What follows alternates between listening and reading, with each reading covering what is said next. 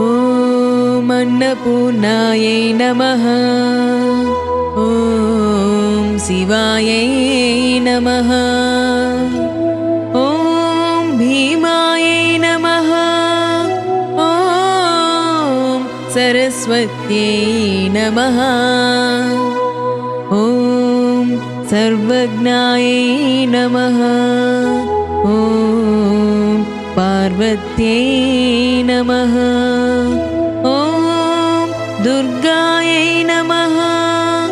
ఓం శివవల్లభాయై నమః.